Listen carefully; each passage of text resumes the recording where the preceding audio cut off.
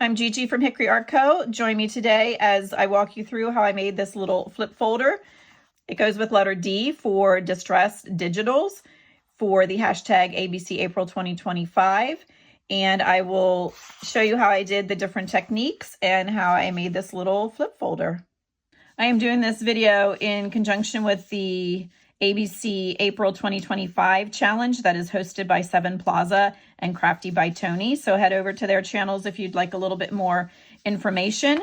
They have these printouts that I put in my Ko-fi shop. They're a free download if you want to grab them, or you can also, like I said, check them out on their shops. I know Seven Plaza has a Ko-fi shop as well. I'm not sure about Crafty by Tony, but these are just some suggestions for prompts. You do not have to follow what is on here. You can come up with your own for the letter.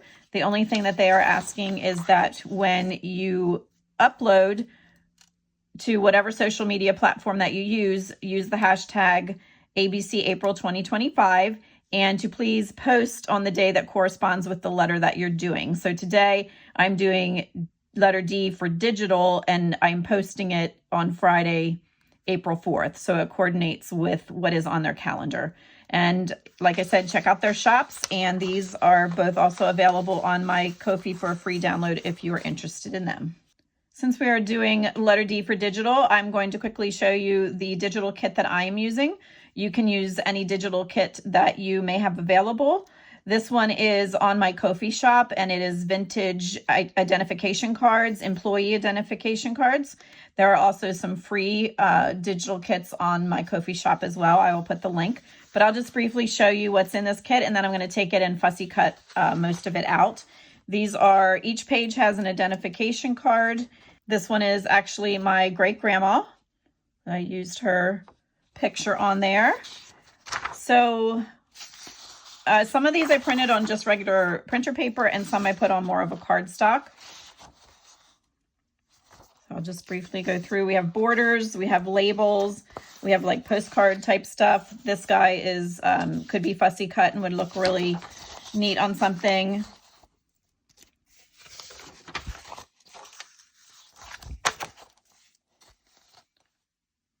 We'll zoom in on a couple of them. A lot of borders to use.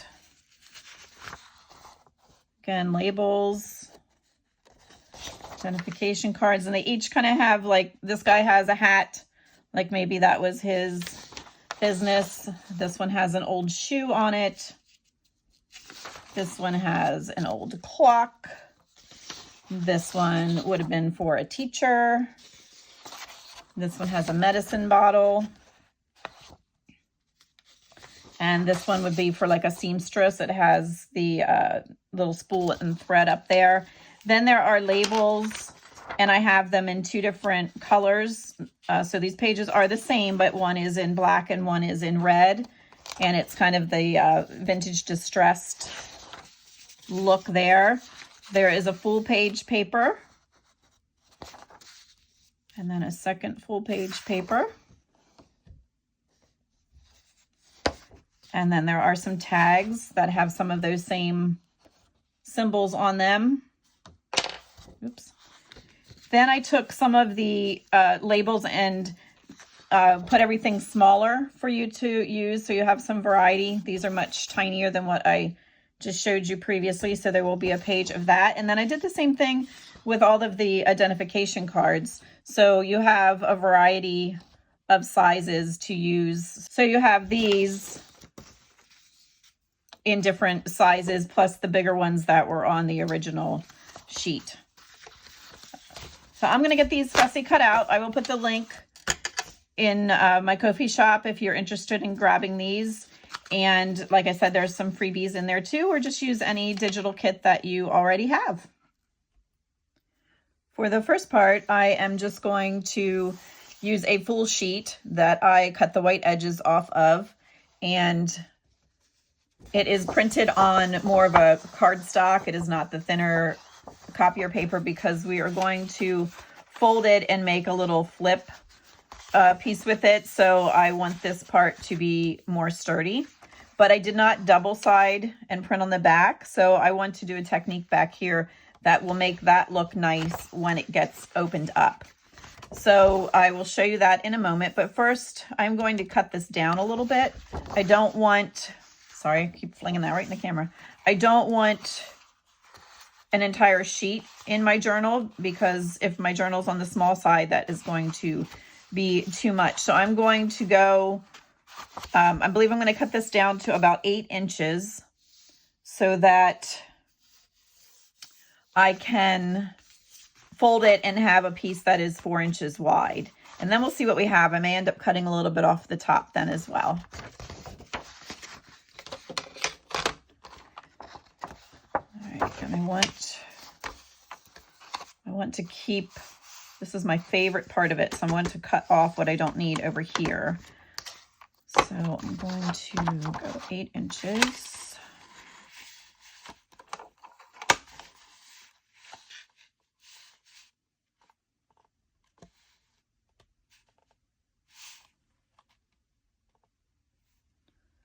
Sorry, it's a little hard to see with the camera hanging in front of my face.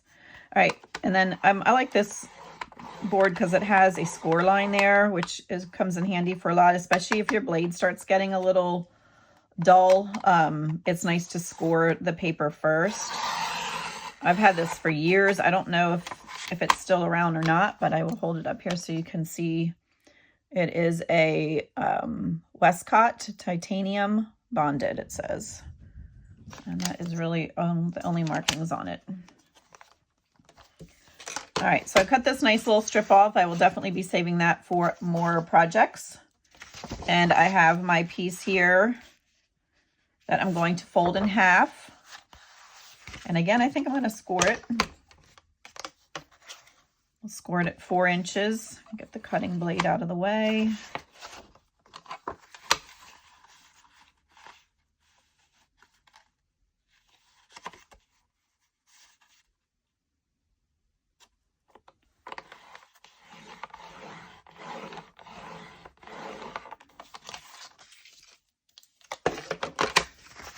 And that just makes it a little easier to fold. And then I am going to cut some off the top here so that I have it, that it is 6 inches tall. I think we're done with that for now. Okay, so now we have a piece that measures 4 by 6. Okay, then I'm going to take my sanding stick and I'm going to scuff this up along the edges. You can do the same with just a sanding block or a piece of sandpaper, or even like an emery board that you would do your nails with.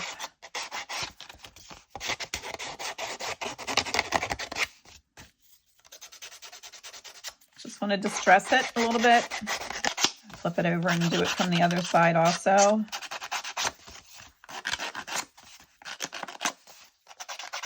This is also a great technique to use if you didn't get things cut exactly square. Like actually I do have a little extra hanging out down there, so I'm just going to scuff it up. And then when we put ink on it, it is just going to look distressed and is not going to be a problem. Okay, now I think the next thing, I'll keep that too. The next thing is going to be to get this inside part looking a little nicer, because I don't like the stark white. So we're going to get this kind of aged and distressed looking also. And for that, I picked up this Folk Art watercolor gels, GELZ, and this is Blue Lagoon.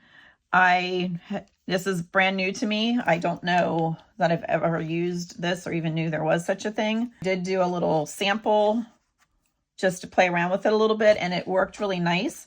You don't need much. A lot goes a little bit goes a long way. The one thing I wasn't crazy about though is that it was kind of clumpy. So I don't know if it's just I picked up an old bottle or what, but it did eventually all kind of smush down and get smooth. But and you might have seen, I don't use plain water when I'm doing this. I always have a mixture of just some cheap instant coffee in my on my desk in a squirt bottle, and I use that just so it helps to give it an aged effect right off the bat. So I am just going to dip, and I think I'm probably, even with that tiny amount I put out, I probably have way more here than I need, but we're just gonna press it down a little bit and see what happens.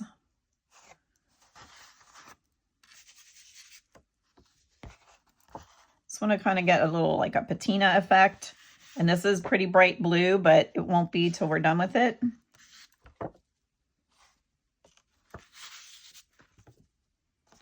Okay, I think that is enough for that. And I'll just pick up another piece of scrap paper and get some on there. And then this will be not go to waste. This will be made into tags or labels or something. So I think we'll stop there with that. And let me get this cleaned up. Now I'm working on drying this, and if you end up with like a puddle or somewhere that you think it might be too much, you can just, this is actually a dried out baby wipe or a paper towel, and just dab it a little bit. I'm going to finish drying it and we'll be right back. All right, so that's what we have. And I also like how it got on the edge here and soaked into where we had roughed up the paper. So that ends up making a really nice effect also if you're trying to get stuff to look kind of distressed. Now I'm going to use some different inks, and I have Walnut Stain. Make sure you don't pick up you can use any ink brand, but just make sure it's not a permanent or waterproof one, because you want it to react to the water or the coffee water that you put on there. So now I have another little bit out there, and we're just going to put some down, and I actually want it to go over the blue to tone that blue down, so I'm not worried about strategically placing it just yet. When I end up with some bare white spots at the end, then I will be a little more targeted on how I do that. And I need to put a little more out.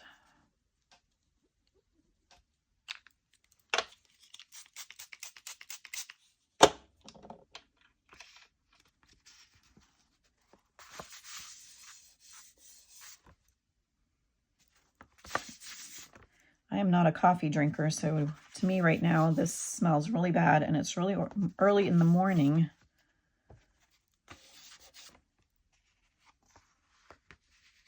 Okay, I'm going to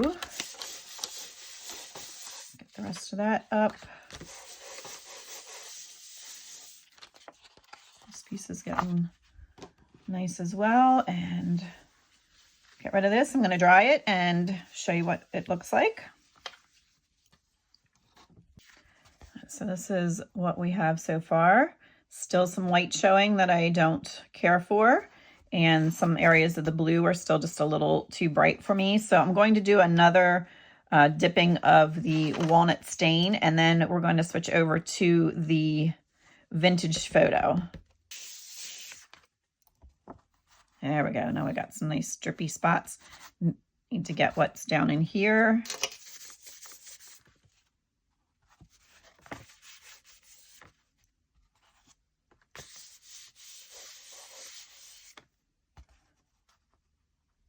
I think this is one of my favorite techniques when prepping some stuff for junk journaling. It's fun to do, plus every time it looks different. So you never know what you're going to get. All right, that was Vintage Photo. Oops. And some more of the coffee.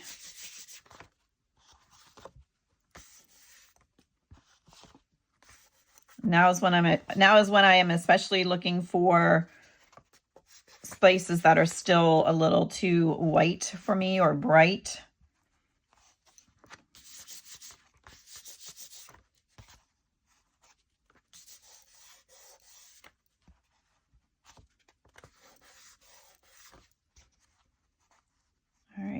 just 2 corners yet.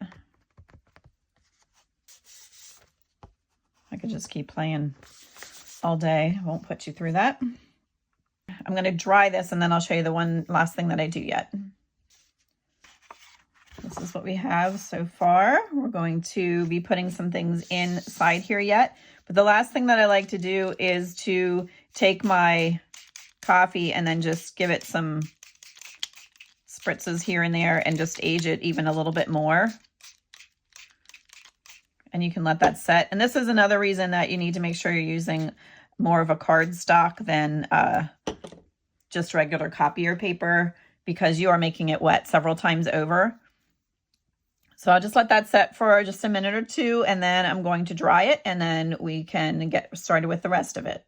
And as you're drying it, if you tip it different directions, then you can get these really cool lines of coffee drips. And then I folded it back to the shape that it's going to be in, and I'm working from the outside now and just taking the heat tool this direction and getting out some of the larger bumps or wrinkles. That just helps it to lay a little bit flatter. And this is what we ended up with, and the inside looks really nice and distressed. And then I'm going to round these 2 corners. I keep it together and round them at the same time. You do not have to, of course, do this part, but I do hold them together and do it at the same time, because if your paper's a little bit off and you do the 4 corners separately, then it may not line up when you close it. So I do squeeze it together and do that. The next thing I'm going to do then is take the walnut stain. You could, of course, use any brown that you have. And I'm going to go around all the edges. So I will be back when I have that done. And once I have it inked all the way around on both sides, then I fold it back on itself and just get this inner part there. And then I had already done it along here also. So it gets nice around the edges because you have the places that you used the dauber, but then it also has places where the paint or the ink soaked in. All right, so I am going to clean up my mess here, and I need to change that dauber. It's leaving, I think I said that in the last video, it's leaving a mess, and I will be back for the next part. I fussy cut the packet I showed you earlier, the digital kit that is the employee identification cards. I didn't get through all of it because my hand gave out the pain. I went through everything, and then I kind of assembled what I think I'm going to do, although I will probably change my mind as we go along here. But the first thing I want to do is stamp in here yet. And I have these stamps that look like business invoices, so I think we're going to put some of those in the background just because this is employee and business related.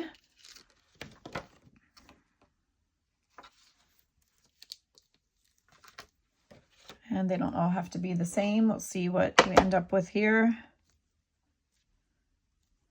And I'm using black soot.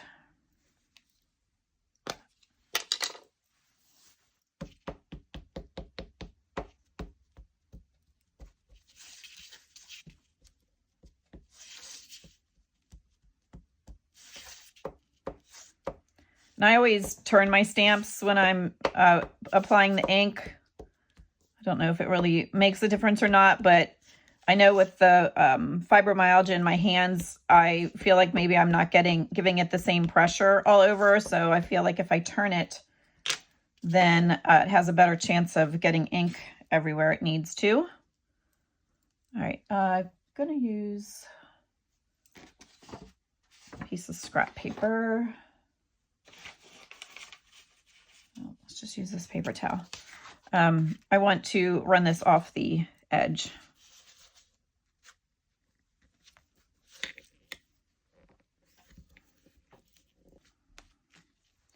Okay, so we have that. Just going to do that a couple more times. This is future editing me. I went to put all my videos together, and the one when I created this page would not upload to the editing software for some reason. So I just wanted to walk you through what I did here. Behind here is an old newspaper from the 1940s, I think 1945. I tore that and glued that down and inked around this card. And then this was out of the kit. I just inked around that. And then this was a plain label that had looked like this. And I distressed it with the dauber and made it look a little bit older. And then I took this stencil that I have and stenciled over top of that just to give it some aged look. So sorry about that, but that was that page. And now we'll get back to the rest of the video and you can see how I finished the flip folder. I want this to be just a little bit darker than what it is. So I have the dry brush again and I'm just going over it and just toning it down. And I did already ink around the edges. And even though it has this black trim around it, when you cut the paper, you still do see a white edge there. So I did go around it with the dauber. And then this is going to get glued down, but I'm only gluing these 3 sides. So I'm going to pick it up from here so I know I don't put glue on that side. And just go around the edges.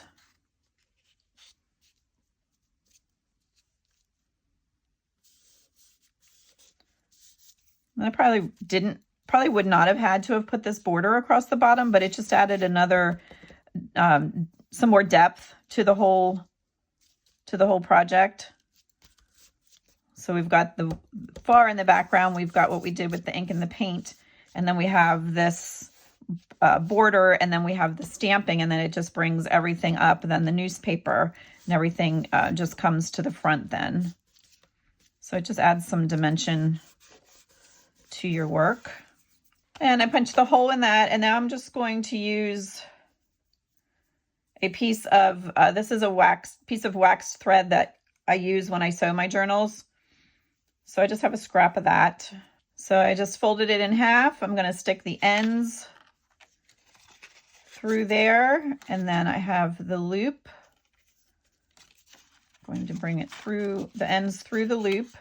And then you just have to work out a little bit, make sure you don't tear that. We could have put a hole reinforcer back here too. Okay, and then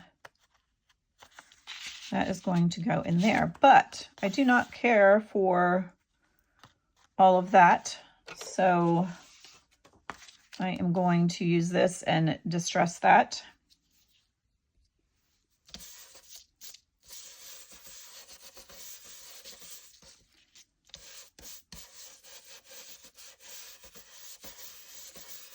All right, and then I'm going to ink around that.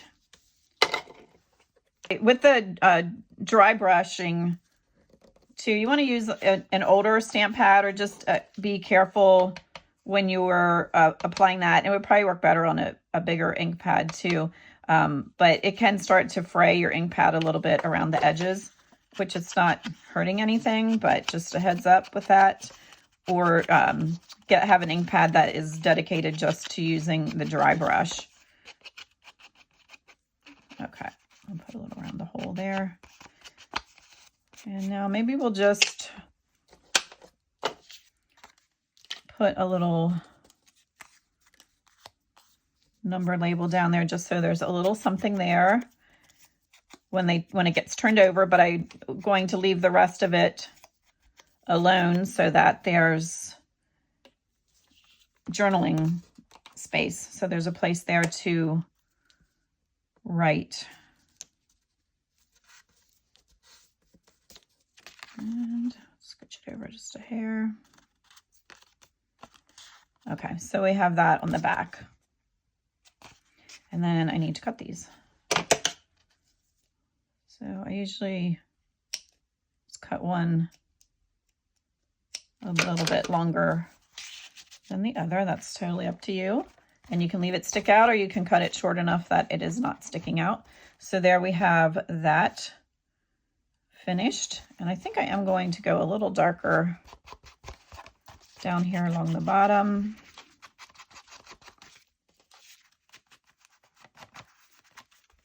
just because I like it more grungy. And I'm going to go up this edge again because of where the newspaper hits the edge there. So that is inked also. Then we have the back. Back here, I think I'm going to add just a piece of coffee dyed paper just so it provides another area to journal on. It's up to you, of course, if you don't want to cover any of that up. You could even tear it down and kind of mimic this piece of torn paper that is there. But I think I'm going to put that there, and then we'll just put another little label or something down in the corner.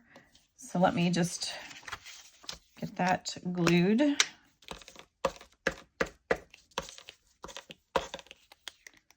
Just wanted to thank everyone who has subscribed and has started getting notifications and watching my videos. My little channel has taken off here in the last week or so, and I am just so appreciative and grateful for everyone that is finding the videos useful. And every time you like or comment, it helps move the channel along in the algorithm as far as YouTube is concerned, and then they show it to more people. And I also really enjoy hearing from you in the comments and hearing where you're from. And even if you just want to say hello, I greatly appreciate it and like to respond. I get to as many of them as I can. And just really having fun doing this. So I appreciate all of you. Okay, so we're going to put that there, and it just needs a little something. So I just decided to use one of these stamps again that looks like the invoice, and I'm not going to load the whole stamp. I'm just going to load part of it because I'm not going to